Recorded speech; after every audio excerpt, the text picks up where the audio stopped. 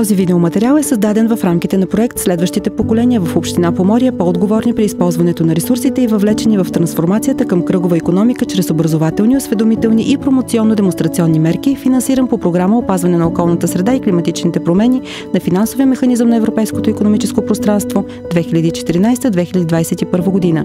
Цялата отговорност за съдържанието се носи от Основно училище Христо Ботев, село Бата, и при никакви обстоятелства не може да се счита, че този видеоматериал отразява официалното становище на програмния оператор или офиса на финансовия механизъм.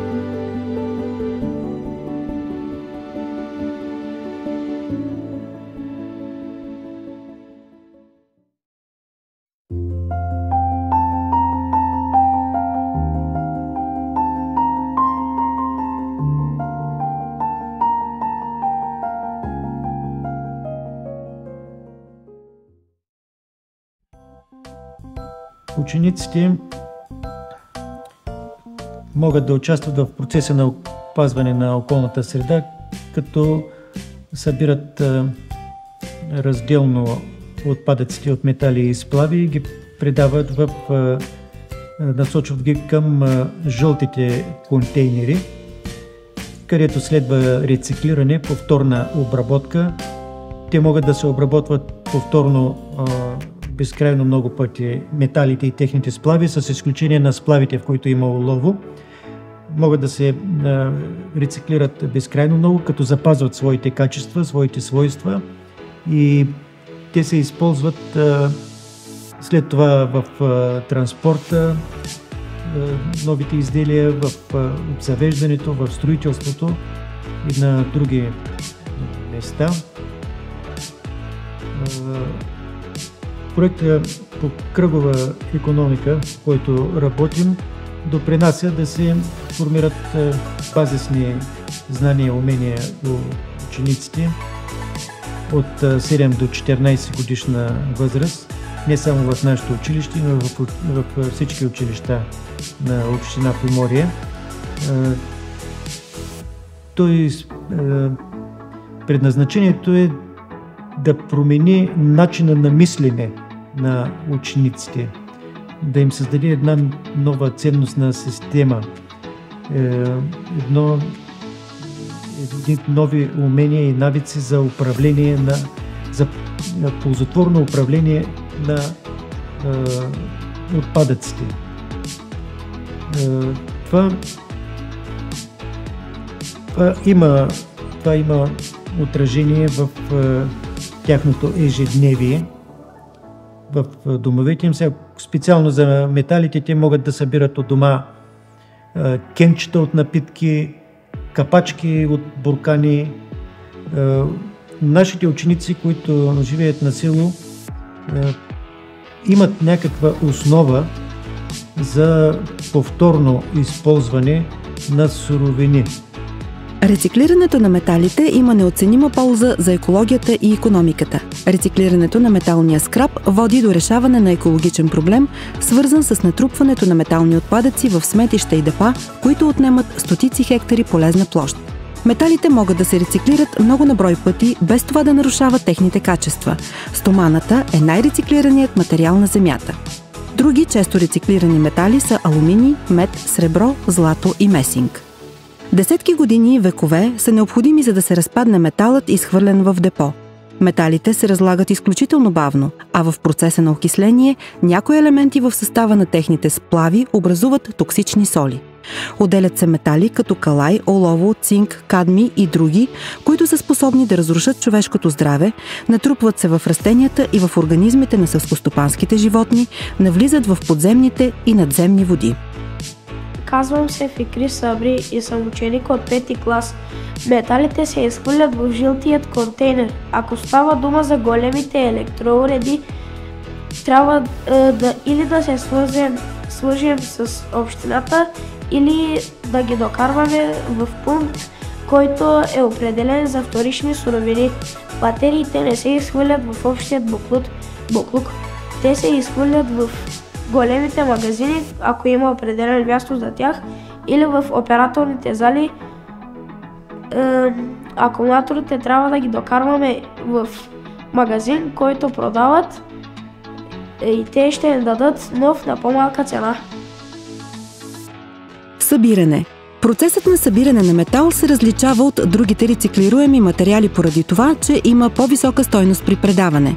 Голям източник на черен метал за скрап са автомобилите, които се предават на вторични суровини. Други източници са големи стоманени структури, влакови релси, кораби, фермерско оборудване и естествено метални опаковки от потребителски продукти. Металният отпадък, който се създава при производството на нови продукти, също има голям дял. Аз се казвам Найда Хюсейн, ученичка съм в 4-ти клас. Отпадъци от метали сплави са били продукти от метали сплави. Примерно златото се използва в стоматологията при производство на оръжия, среброто в електронни продукти, мета, тръби, електрически компоненти и електрически кабели. Платината в стоматологията при производство на оръжия. Алуминият в автомобилни и самолетни части, дограми, врати, кутии за напитки, алуминиева фолия и други. Продукти от стомана сплави са били продукти от лъжици, вилици, ножове, железопътни линии и други. Негодните за употреба батерии и акумулатори. Пред това са били нови за подходящи за работа. Всеки ден използвали някакъв тип батерии от кухненските уреди, през четките за зъбите устройства, телефони, лаптопи и други. Имаме батерии за устройства, стартерни батерии и индустриалните батерии. Индустриалните батерии се използват в часовници, смартфони или фенерчета. Стартерните батерии се използват в автомобили.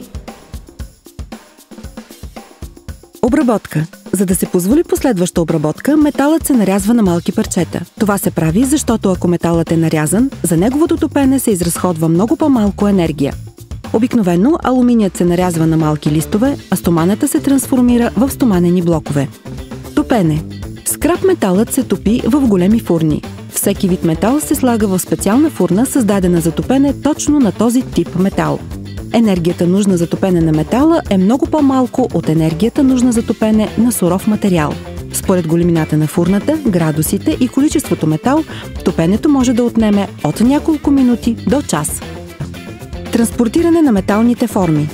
След като металът изстина и се втвърди, той е готов за употреба. Металните форми се транспортират към различните фабрики, където се използват за изработка на нови продукти. Аз се казвам Владимира Владова, ученичка съм от 3-ти клас. Отпадъци се получават от металите и сплавите, разхвърляни в природата. Те се разграждат много бавно в продължение на хиляди години. Някои от тях отделят вредни вещества, опасни за хората. Големите домакински уреди са автоматично трябва да ги предаваме специални фирми. Батериите и акумулаторите са създадени от човека.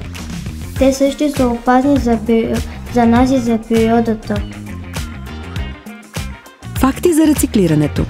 Производството на продукти от рециклирани метали може да спомогне за намаляване на необходимата енергия до 95% в сравнение с производството на същите продукти от нов материал.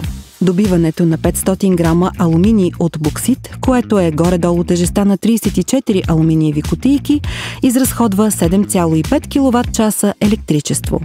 Рециклирането на 4 алуминиеви кутийки спестява енергия, равна на енергията в чаша бензин. Казвам се Елина Желва Исмелова, ученичка съм от 4-ти клас. Аз ще ви разкажа за метала. Хората започнали да правят неща от метал преди повече от 6000 години. Металите са златото, среброто, медна, платина, кобалт, желязо, никел, цинк, калай и други. Металите се делят на черни, които съдържат желязо, и цветни, които не съдържат желязо. Обикновено металите се намират в руди. Рудата е смес от метали, скали и минерали.